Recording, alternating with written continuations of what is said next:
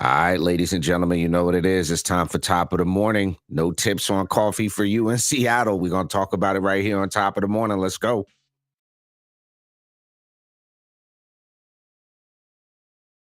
Hey, buddy, do you like NASCAR? Do you like A Tribe Called Quest? Well, you gonna love the Urban Conservative.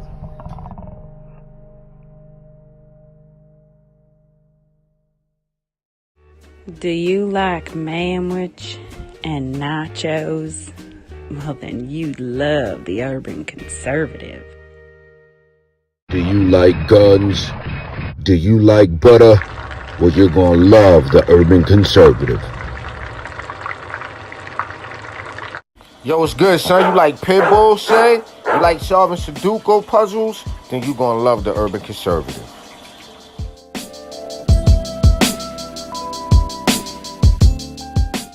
Hey, buddy, if your car making a sound like this, you might want to get you some power steering fluid and check out the Urban Conservative podcast. Are you repulsed by the idea of drag queen story time at your local library, but enjoy Carol Baskin TikTok memes? Then you would enjoy the Urban Conservative. Do you want to slap your boss and then go home and make yourself some golden brown pancakes covered in butter and freshly made warm boysenberry syrup? Then you'll love the Urban Conservative. If you're a little over Cardi B and you're repulsed by the thought of hog maw, check out the Urban Conservative. You ready?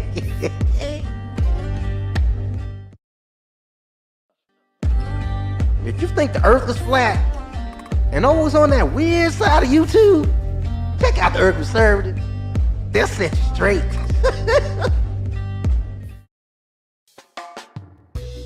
If you're in a chasing dopey and you love saltfish and festival, check out the Urban Conservative. All right, ladies and gentlemen, you know what it is. It is time for Top of the Morning here on the Urban Conservative with the TUC twins. Yours truly, Abdul Ali, with my twin brother from the same mother, no other, Raheem Architect Soto. If you are rocking with us for the first time, our mission is to share conservative values and principles, as well as the benefits of conservative policies to urban communities across this great nation of ours. We do that with shows like Top of the Morning, the Urban Conservative Podcast, live events, and educational events across the country. You can go to tuconservative.com to support what we do. Drop us a little change, buy us a little cup of coffee or something, help us keep doing what we do here. Hopefully you all have had a wonderful, fantastic, and amazing weekend. Bro, how does 46 feel, man? I guess fine. I guess all right. I don't know. Yeah. For I'll those let of you. you I'll that let you don't know, know. for those of you who don't know, we turned 46 this Saturday, celebrated 3 birthdays. Me and you and your nephew Dre turned 21, got his first ABC store trip. You know what I mean? Yeah, proud of nephew. Go ahead. Yeah, I wasn't happy with the selection, but I'll Come take on, it. bro. Come on. Okay. What's wrong with the Apple Crown, bro? What's wrong with the Apple Crown? I'm gonna need you to get a Woodford. I'm gonna need you to get to. I'm gonna need you to get a Woodford. I'm gonna need you to get a. I'm gonna need you to get something that doesn't come with a velvet bag. I mean, look. I have a I'm velvet just bag or teasing. two. Listen, I I'm know. teasing. I've got a velvet bag or two. Okay, so for the record, do you know what I use my Crown Royal bags for? Mm-hmm. Change. Yeah, I wasn't gonna say change. No, that's all it's ever used for is change. I would have threw every small screw, Allen key, nut, spare washer. Oh wow. Yo, have you ever actually used any of that stuff? You ever had like that epiphany moment? Like, this is what I need to ask everybody right now. Do you have a drawer in your house that has every random thing? Like, hold on. Let me walk over to my drawer. I'm going to tell you right now what's in my drawer. I got that drawer. No. Just real quick. I want to see if everybody. Hold on. So, I got instructions for the coffee machine. Uh-huh. I got a random Ryobi brush. Don't know what it's for. a bracelet, a check, a roll of tape, a citronella candle, 4 markers, a paintbrush, yo, random plugs, buttons, staples, Like massage, stapler staple, like regular staples, staples. staples, Do you keychain in fact have holder, a stapler? Do you have a stapler somewhere in the house? a wrench. Why is there a wrench in here? A bottle of oil, an Allen key, a pair of earbuds, a permanent marker. All right, and like 13, a breathing apparatus. All right, I. So the question is, do y'all have this type of drawer at home? This is the main question. Do y'all have this drawer? A lot of little screws, right? Right. A lot of little screws, like 4 pairs of headphones, a HDMI cable, soy sauce, yeah, soy sauce, Whoa. duck sauce, electric Chick tape. if you're in the South, Chick-fil-A sauce in that drawer. Oh man, that is the most random drawer in America. All right, so if It you have a is. drawer, you got so I witnessed your drawer. You had a dresser drawer. I got a little slither of a drawer. No. I had to hammer, screws, nails, that random piece of sheetrock square, a bunch of coupons that I'm never gonna Coupons you're never gonna use. bunch of coupons, that old Arby's pack of $5 off coupons. Right? Oh Yeah, it was a terrible no. drawer. But okay, which leads me to our first story of the morning, right?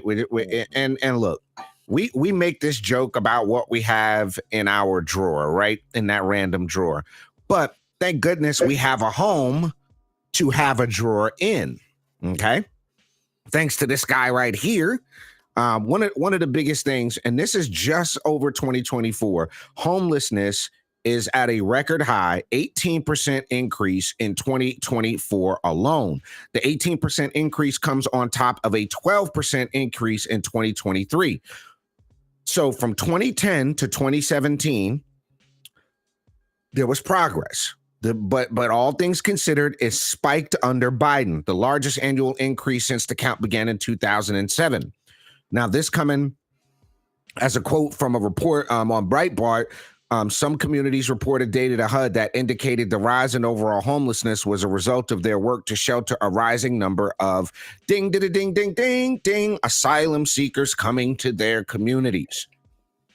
Migration had a particularly notable impact on family homelessness, which rose 39% from 23 to 24. In the Wait, 13 what? So essentially, a lot of this are homeless migrants that are this boost in this number is predicated on. some of it. Some of it, okay. In the 13 communities that reported being affected by migration, family homelessness more than doubled, whereas in the remaining 373 communities, the rise in families experience homelessness was less than 8%.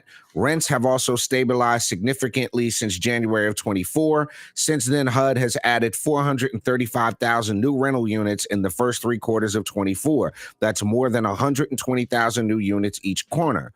The point in time count was conducted at the tail of a significant increase in rental costs. Now, here's the problem that you have with this, right? HUD coming up with another 435,000 units means that you, the taxpayer, are subsidizing another 435,000 rental units. This isn't 435,000 people that are paying market rate that aren't relying on the government dole. These are 435,000 rental units that you, who go to work every day, who run your business every day, who pay your taxes, are shelling out to house these folks. Okay. Among the concerning trends, this report, according to the AP, the most concerning trend was nearly 40% rise in family homelessness, one of the areas that was most affected by the arrival of migrants to big cities. Okay. And we're talking about Denver, Chicago, New York City, according to HUD. So nearly every category, and this is the word they're using, is unhoused people, not homeless. You're unhoused. So we've softened the blow on the word homeless now. Is it derogatory? Is that what we're suggesting? Apparently, it's not, So caring the enough word to call them. it's okay. Well, Two things with this from me hearing what you're saying, right? Yes, there's that, but the culture, it it's almost like people don't understand how the policy decisions that are made affect this number, right? There's a lot of things. Let's keep into consideration that we have this boost in illegal migration, right? Right. And you have that. But let's deal with Americans.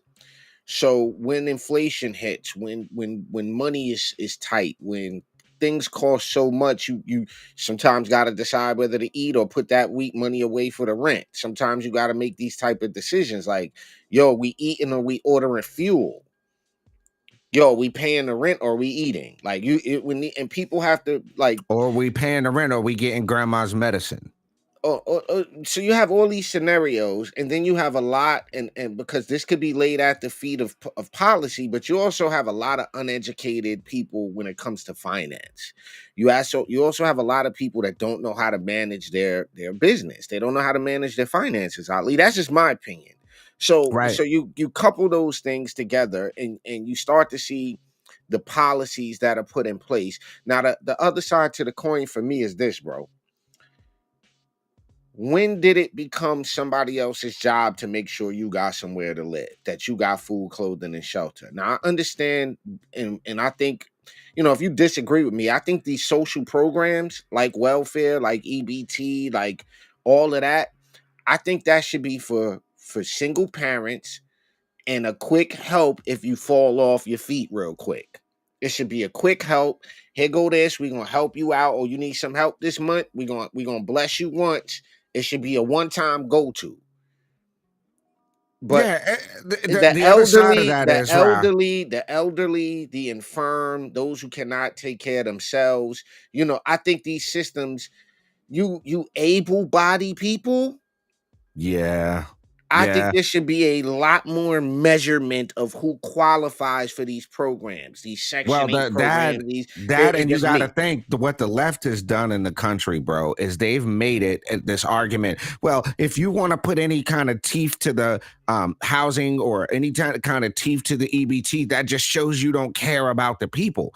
Now, here's the other problem, bro, and I've seen this in Charlotte. There are homeless people who wouldn't tell you, they just live outside. They're not homeless. They just live outside, bro. There's this one homeless dude that has his shopping cart and a tarp, and every time you ride by, you see him on his tablet chilling, watching The Simpsons. He's chilling. He got a tablet. He got a phone. There's a Circle K right there. He could go in there. There's a McDonald's down there with, as long as you got $2, you could get yourself a double cheeseburger. So, there's also an element of this, of people who are comfortable. Now, am I saying that's all? I'm not saying that's all. But there is an element of folks that would prefer to live that way. I'm not saying all. Yeah. So, but there you have it under Biden, and I think when you say policy, inflation has a lot to do with that. Bringing these undocumented illegal immigrants into our country has a lot to do with it, but I think it's a lot to do with economic policy. Speaking of economic policy, we're going to take a quick commercial break. We're going to come back and talk about an economic policy decision that's costing the Starbucks workers their tips. Y'all don't go nowhere. Right here on Top of the Morning. We'll be right back.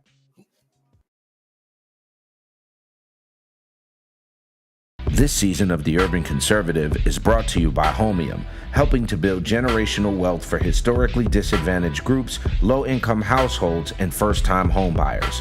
Homium is helping to bridge the affordability gap for home ownership in your community. Visit homium.io. All right, ladies and gentlemen, you're back with the TUC twins here on Top of the Morning on the Urban Conservative. Just a quick shameless plug. Make sure that you join us tonight at 8 p.m. It is monumental, ladies and gentlemen. Episode 500. 500, bro. When we first started this, I didn't know if we were ever going to get that far, bro. Yeah. Well, we've made it. Episode 500, and it happens to fall on the last podcast of the year, which is going to be tonight, is the last episode of the Urban Conservative. We will be starting our new season next Monday. Make sure you're here. We're gonna have an interesting 2025. For those who follow us, they know that we always on election cycle, right? It's always an Yep. election cycle. There's no days off, right? There's no years off. There's no off year, right? So we're gonna have an interesting 2025. We're gonna introduce some new podcasts. We're gonna be bringing some other folks on to the platform. Very very interesting year. So we look forward to that. So make sure you hear 8 p.m. tonight right here on the Urban Conservative for the TUC podcast as such. So yeah. All right. So listen. I am far and few between a Starbucks guy. Okay. I'm one of these people that I would prefer, and let me know, get in the comments, let us know. Do you still do Starbucks or do you look for the local coffee spot? Let us know in your city what's the All right, best local hold on. coffee spot. Let me Go tell you ahead. this. Let me say Go this ahead. now. Go ahead. So I have a love-hate relationship. And if you honest with yourself, if y'all are honest with yourself, you do too. You have a love-hate relationship with Starbucks. What do you mean? All right. I love the idea of some of the beverages, right? Like the chestnut praline latte. That sounds delicious when you say it. The chestnut praline latte. That just, that just says yummy. The The only thing I think of when you say pralines is what's that movie? what? I don't know. Not Bill and Ted. What's the other rock and roll movie from back in the day with Dana Carvey and Mike? What is it? Wayne's World. Oh, okay. There you go. I It don't know tastes what. like pralines, and that's all I think of. Oh, now you just okay. So I love the idea of some of the drinks, right? Mhm. Comma, however, there Uh-oh. is so sweet. Like when I get a Starbucks, I have to work out that day, right? I skip meals, bro. Like I feel like there's so much sugar in a cup of Starbucks that I literally will not eat like if I get a cup, if I get a latte, I'm not eating the rest of the day. I don't Wow. want anything else with sugar in it. Cause and that cup lasts me for 4 hours. Hmm. And if you're Okay. smart, so I have a love-hate relationship with Starbucks in that I enjoy the idea of the beverages. They had a it wasn't the chestnut praline thing. It was another thing. They had not the pumpkin spice thing. It was the one that you get. Was it a white chocolate mocha or something? It was Apple oat insane. milk. It was Oh apple oat my milk, god, it man. was insane. It was insane. It's delicious, but it'll kill you. I feel like it's like I was drinking diabetes. And I So and I listen. couldn't stop myself. I couldn't stop myself. It's like give me a venti, please. Give me the Yeah. largest size of that Uh, sugar syrup stuff you can give me. Love it, so hate here's it. here's what you got. Residents in Seattle, after all of these what do you call it, protests and the strikes, Didn't the they the take coffee over strikes. Seattle a couple Yeah, years ago? And then like the they whole did. autonomous zone. All right, so What was go it? Yeah, ahead. yeah, yeah. Go ahead, go So, ahead. so the city's minimum wage is supposed to go from $19.97 to twenty What? dollars. The city has a minimum wage of $19.97. Is going to jump up to $20.76 on January 1st. And tipping workers on top of the approaching hourly rate hike does not appear to be a popular idea.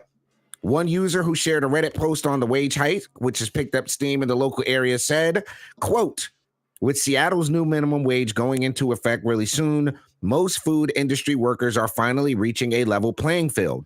As a result, I will no longer be tipping. All And right, I'm only, I kind of got some problems with this though. yeah, but I you're got a making few good. problems. $20 an hour is good money. I'm not tipping you for, if I know you're getting $20 an hour to shovel milk and cream, I'm not giving you Nah, coffee. nah, nah, I'm nah, not nah, nah, giving nah, you a nah, nah, tip. nah, nah, nah. This is the issue for me. So there's two sides to this coin, right? There's a few sides to this because we got to look at this from a couple of different perspectives, right? Let's look at it from the person who's working there. And when we look at it from the person who's working, who's doing the work, and can you survive if you're a single, let's just take a single male, right, that's making $19 an hour, working 40 hours a week. What do you got? What's the math on that? What are you getting? $500, Something like that. right? So how do you live off of that? It becomes the questioning, right? That's $719.76 times 40 hours a week is $790 a week, Yeah, bro. go ahead and knock off 300 of that in tax. Go ahead and bang out like $1.60, $1.70, $1.80. That's It's gonna be 3,000. 200 and Yeah, that's $3,000 a month. right. And your rent's gonna be $1,900. Okay. Your food, your travel, you don't got health insurance. Yo, nobody told you. Nobody told you. Okay. Because you got to remember here, you said it earlier, financial. If you're a grown ass 40-year-old man working at Starbucks for $19 an hour, you those aren't the type of jobs you expect to raise a family on, bro. Okay, I Like, threw it. let's call that what it is, Listen. bro. I'm trying to look at it from different perspectives. So now, because in my mind, if you're not you're not upper management, you're not managing a Starbucks. That's a college kid job, right? Like working your way through school, you work at Starbucks, you get some job experience. I don't see working in fast food as a career choice unless you're like, oh, I've dreamed of managing a fast food restaurant, right? Like I want to be in a management in that area. Okay, sure, you have those people, but at the same time, like the idea that let's look at this from the business owner perspective. You the listener, you go to start a business and you have to pay people $19 an hour. They don't even produce $19 an hour. That what they're doing doesn't produce you the $19 you're paying them. Listen to They this. might be, yeah.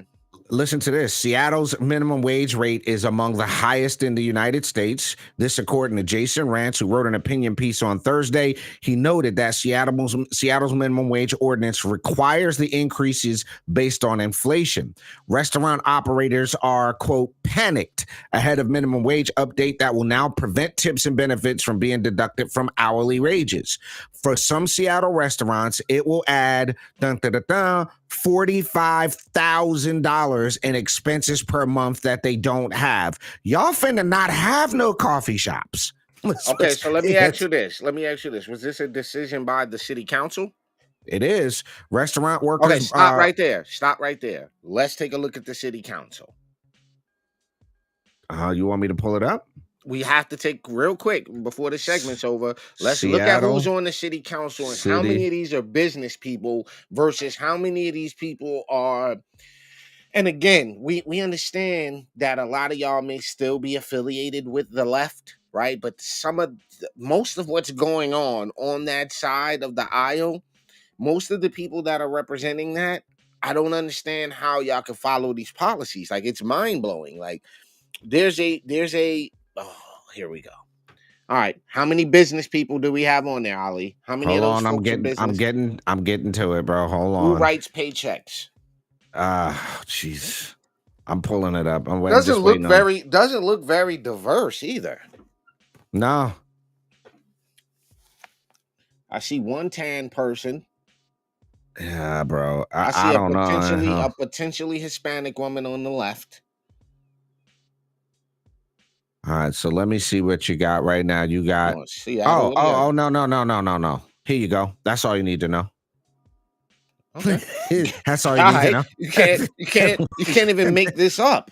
There you go. Okay, what so else do you need to know? No. Let's do this. Click on Rob. Let's see Rob. Click on Rob. Is a politician, American lawyer. Okay, next. Doesn't say what she does. Okay. Business. Click on her. Let's see what this is. What do we got here? Early life and basketball career. Okay.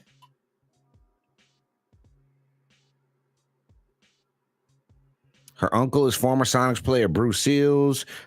She played for Seattle Prep. All right. I mean, makes sense. Okay. Makes sense. Okay, cool. Doesn't say nothing about business though, right? These are not business people. Marijuana growing business, growing plants for their own business. They own the Hollingsworth Cannabis Company. So there you have it. Yeah. Another lawyer, politician, doesn't say what he does, worked as an aide to local politicians. So politician, veteran and politician, so did service in the military, but he's a Democrat. Alexis Rink is an American, served as at-large minister since November. Yep. So nothing but Democrats. I mean, it's not that hard to see, but there you have it. But at least it was checked that these policies where they're coming from. Now, do we see this rolling out in other cities? Now this is the thing, ahead of an incoming Trump administration, right? Maybe this will have an offsetting effect if the economy picks up, but we don't know. There you go. There you go. What did that comment say? Hold on, let's go back. Peace. Good morning, Clay. Here's the direct word from Seattle. Median home price today in Seattle, $800K. This is liberal BS for all the immigrants that just came in. There you go. All right, we got one more thing we're going to cover here on top of the morning. That's this H1B visa conversation. Y'all don't go nowhere. We're going to cover that real quick. We'll be right back on top of the morning here on the Urban Conservative.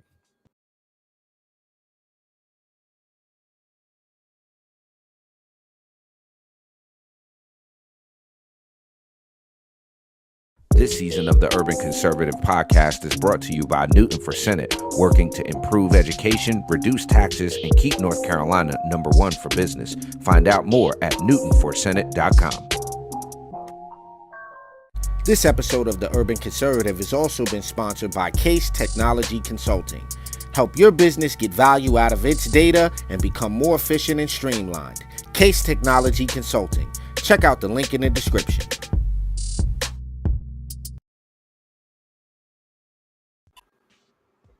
All right, ladies and gentlemen, you're back. It's top of the morning here on the Urban Conservative. Real quick.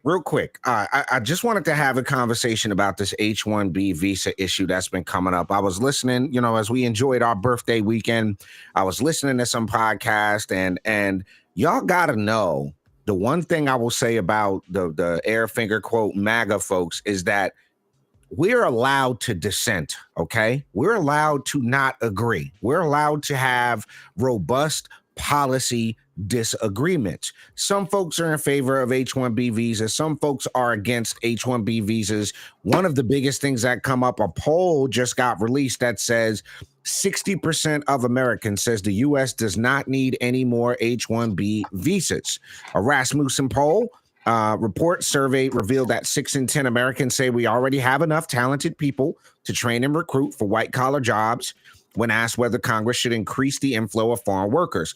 Now, one of the interesting things when I was listening to this and researching this, bro, could you imagine getting called into your office on a Monday morning and you've been at your job for 15, 16 years. You're fairly good at what you do, never have any complaints. You walk into the office and they say, would you mind meeting us in the conference room? And you go in the conference room and they say, I would like to introduce you to Mr. Gupta here. You are going to do what we're going to call a knowledge transfer to Mr. Gupta, which is HR lingo for you're training your replacement. Okay. Come to find out that Mr. Gupta is going to do the job you do and 2 other people's jobs, I don't know, for 35% less money. How would you feel if that happened to you is the question. I would feel like I might need to negotiate a little bit. I might want to come down on what I'm asking for. How much? Wait, what? I'm doing. So I almost, right, I'm on the fence about this one, but I think I would not be happy about that. To be honest, I think I would not be happy about that. But let me back up. Let me back up a second because I want to make sure the folks understand something. So we're all understanding this. We need to understand what the H1B is. It is a non-immigrant visa that allows U.S. employers to temporarily employ foreign workers in specialty occupations, right? The occupant must require a bachelor's degree or higher in specialized fields, such as engineering, medicine, or law. Okay, so it's not just the technology and the IT industry that these H1B visas go out for. Now, a lot of it is centered around those fields, but they obviously go into other things. The initial visa is usually valid for 3 years, but can be extended for up to 6. Okay, so now you have a little backdrop about what that is. Okay, the application process involves an electronic lottery with a limited number of visas available each year. The cost to register for the lottery is 215 US, and the employer pays the file to petition. All right, the pays to file the petition. The employers, before filing the petition, the employer must attest that hiring the foreign worker will not harm US workers. Interesting. This includes providing notice to existing workers that and ensuring that the workers' wages and working conditions will not be adversely affected. So while corporations in America over the last 4 years have laid off Americans to import foreign H1B visa workers, hundreds of thousands of young college educated Americans enter the workforce looking for entry level jobs with decent salaries. Annually, about 500,000 American graduates enter the STEM workforce, that's science, technology, engineering, and math, looking for high paying job with good benefits, but their chances of landing such a job are cut almost in half with the annual inflow of H1B visa workers who compete directly against them for the white collar labor market. President-elect Trump's first term, the administration reformed the program to ensure that companies were not wrongfully firing Americans to hire foreign visa workers. By 2022, Biden gutted those reforms and allowed corporations that had been denied H-1B visa workers by the Trump administration to reapply. So you've got, I mean, look, here's what my thing is, right? If you really genuinely as a company can't find an American to do the job, and you really can't, people got to realize it's like you said, the magic word you said is negotiation. Right. There has to be a salary negotiation. But I know firsthand people that work in the technology space and they can't compete. Somebody's going to come and work for $40,000 less a year. But then again, think about what we're talking about here. We have Americans that are capable of doing the jobs. But we're also talking about corporations whose real bottom line is what they pay their stockholders and what they pay their shareholders. So they're not But under. what's interesting is as we're talking about this, and I don't know if he's going to put it in the comment section, but I text Ari and I said, "Hey, we're talking about the subject, and what's your thoughts on it?" And maybe he'll pop it into the comment section. But he said H1B visas as a long-term solution is bad because we should be prioritizing those skills here in the U.S. Valid point. I think the H1B should be a last resort for critical roles that we don't have skills for, which makes sense to me, right? We don't have people trained in this over here because it's not it's not a highly sought after degree, whatever the case may be. Boom. I guess Right. is the scenario where you would do that.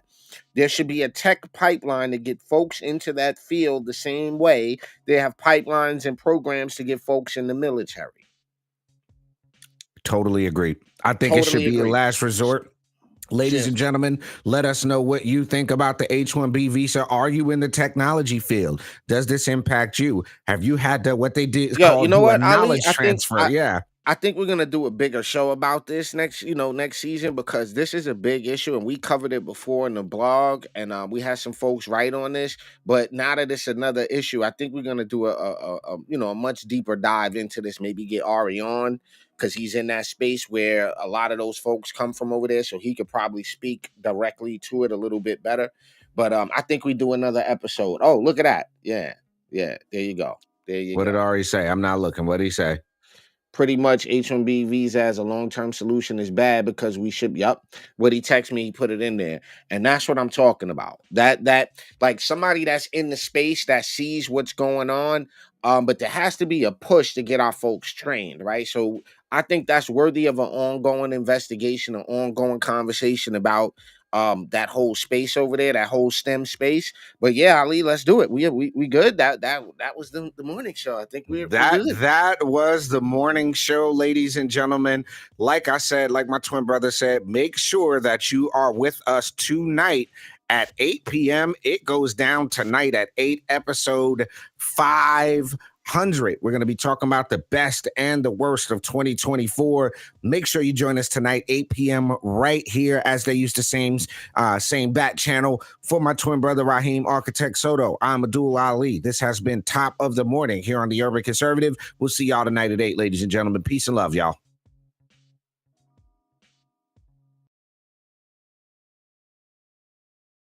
This season of The Urban Conservative is brought to you by Homium, helping to build generational wealth for historically disadvantaged groups, low-income households, and first-time homebuyers.